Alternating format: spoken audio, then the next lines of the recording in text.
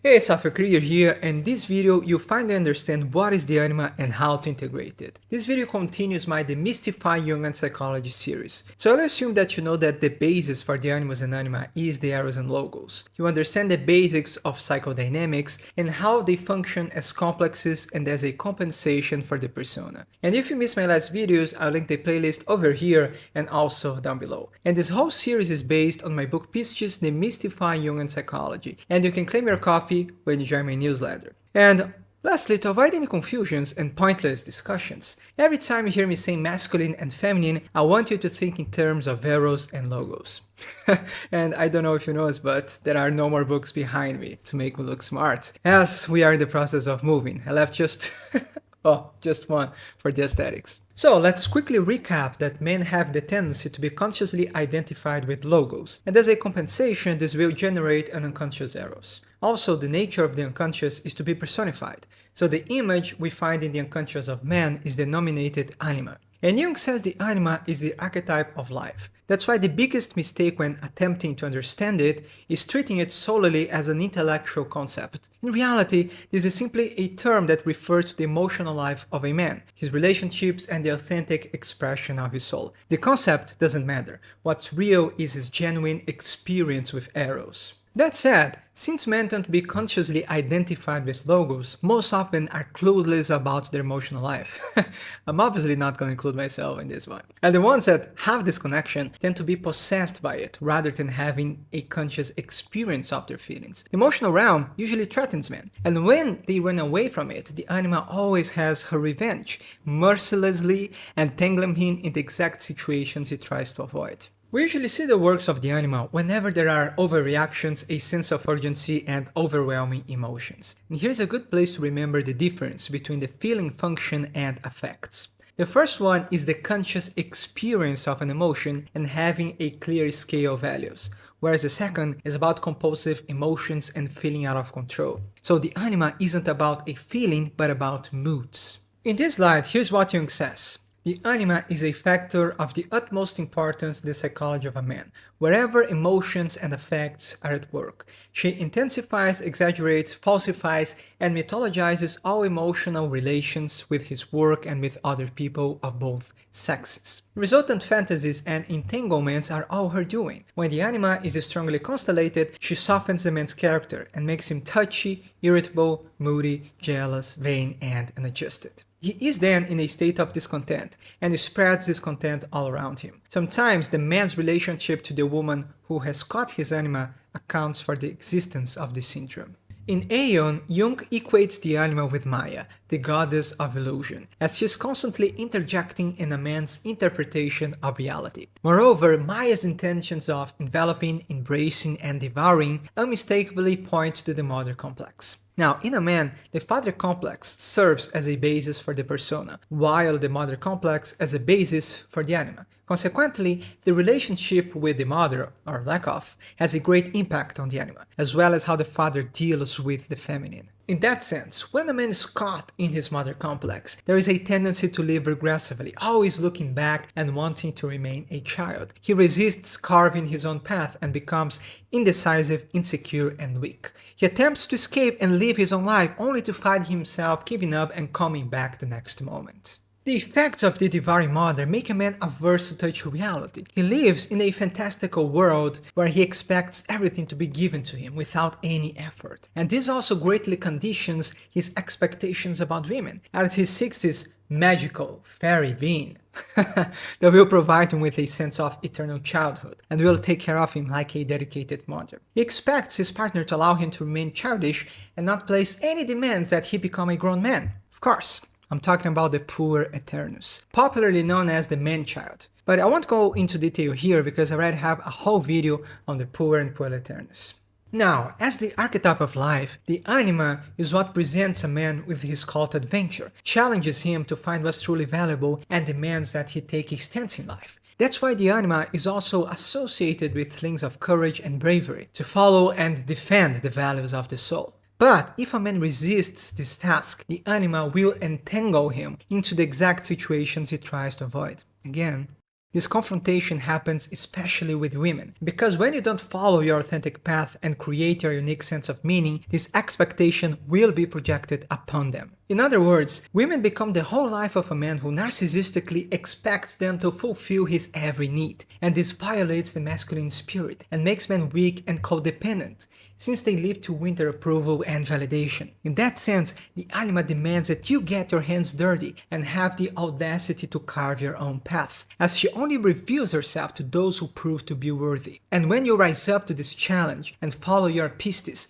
the Anima becomes your most faithful helper. She unravels her secrets, gives you reassurance, and gifts you with meaning and aliveness. Now, when a man accepts the challenge of integrating the Anima, Emma Jung explains that it is not a question of either surrendering his masculinity completely to the service of the Lady Anima or losing her entirely, but only of granting a certain space to the feminine, which is also a part of his being. This he does by recognizing and realizing the eros, the principle of relationship, which means that he not only becomes aware of his feeling, but also makes use of it, because to create and especially to preserve a relationship, a value judgment, which is what feeling is, cannot be dispensed with. A man by nature tends to relate to objects, to his work, or to some other field of interest, but what matters to a woman is the personal relation. And this is also true for the Anima. Tendency is to entangle a man in such relationships, but she can also serve him well in giving them shape. That is, she can do so after the feminine element has been incorporated into consciousness. As long as this element works autonomously, it disturbs relations or makes them impossible. What's interesting is that most men mistakenly assume that if they give voice to their feminine side, they will become emasculated.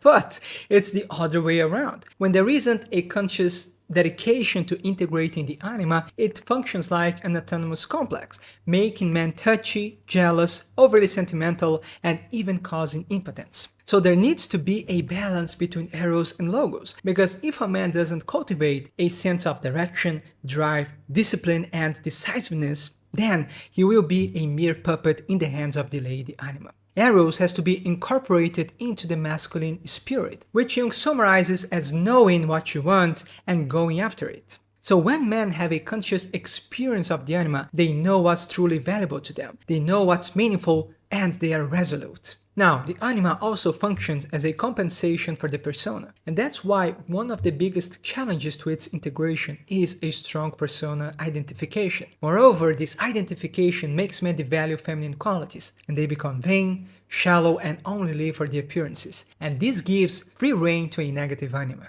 He will seek superficial relationships, and usually for the stereotypical trophy wife, which is the perfect match for an animus-possessed woman who's identified with her body and is only interested in having power and status through her relationships. Moreover, sex and emotional connection are usually dissociated from one another. That's why the main reason men get addicted to sex is because it gives them validation, which substitutes intimacy and the connection with their own souls. That's why it's of the utmost importance that men seek to consciously develop their Anima and cultivate receptivity to the Eros principle. And since it obeys the laws of nature, we can't apprehend it intellectually. We must live and embody it. For Eros is the realm of arts, creativity, romance, beauty, music, poetry, and authentic connections. The Anima demands a genuine expression of the soul, and that's why overly focusing on aesthetics annihilates its creative force. And the only way the Anima encounters an outlet is through anxiety, depression, and all forms of addiction. So practically speaking, when dealing with inferior function, it's important to cultivate a sacred space for it in your life, free from judgments and expectations. And here I can give you a personal example. Whenever I'm composing music, I have to accommodate these two sides. One is the creative trying to be expressed, and the other is trying to order and give it form. And when I'm too focused on aesthetics, I get lost in trying to find the perfect chord, the right sequence, and I wonder how people are going to judge my lyrics. And this crushes creativity, because the Anima isn't interested in perfection or how useful it can be. The Anima wants you to shape your truth. And this requires diligence, as laziness won't be tolerated. You know, many men are absorbed by their work and intellectual pursuits, and all their free time is spent watching TV or doom scrolling. After all, men are always tired and just want to relax. And they can relate to that, except for the TV part. I'm usually watching music videos. But the problem is that you have to realize that this is mainly used to avoid understanding your feelings and attending to your creative potential. And to make things worse, most men project this duty on their partners, expecting them to mother them and be the perfect housewife without them lifting a finger. And then you wonder why the relationships aren't fulfilling and their wife isn't in the mood to have sex anymore. And this relationship pattern doesn't allow women to develop their animus either, which is the perfect formula for toxic relationships. But as a man, you have to be present for your family, lead your relationship, and take the responsibility to develop your emotional capacity. Because when the anima is constellated, there is always a sense of urgency, and it wants everything now. That's why it's important to cultivate the ability to analyze your moods and separate them from objective situations. And in contrast, with passive men, the anima might be trying to compensate for this lack of action. And instead of being trapped by paralysis by analysis, this impulse is demanding that you make a decision. And the more you make your own values conscious, the less you will feel this overwhelming pull. And Carl Jung strongly recommends dream analysis and active imagination as means to integrate the anima. And everything I teach about how to deal with complexes and the inferior function also applies. And finally, the anima gives a man the courage to follow his own heart and overcome any obstacle. It gifts him with the creative treasures of the collective unconscious and inspiration to accomplish meaningful work. And Eros gives man the possibility of creating true friendships and romantic relationships that transcend the physical. Well, this was the smallest video of the Animus and Anima trio, since I already covered a lot of important information in the previous ones that also apply to the Anima integration. So don't forget to check the playlist in which I cover shadow integration, how to deal with complexes, the areas and logos, the Animus, and the psychological types. And you can find a complete course on the Animus and Anima at the Audacity University, where you can master Jungian psychology in 1 year to either become your own analyst or integrate these tools into your professional practice. And if you want a simple step-by-step to integrate the shadow, you can check my accessible course Katabasis, the Shadow Integration Manual. And finally, don't forget to claim your free copy of my book Pistis, Demystifying Jungian Psychology. All links are in the description. Thanks for watching, and I see you in the next one.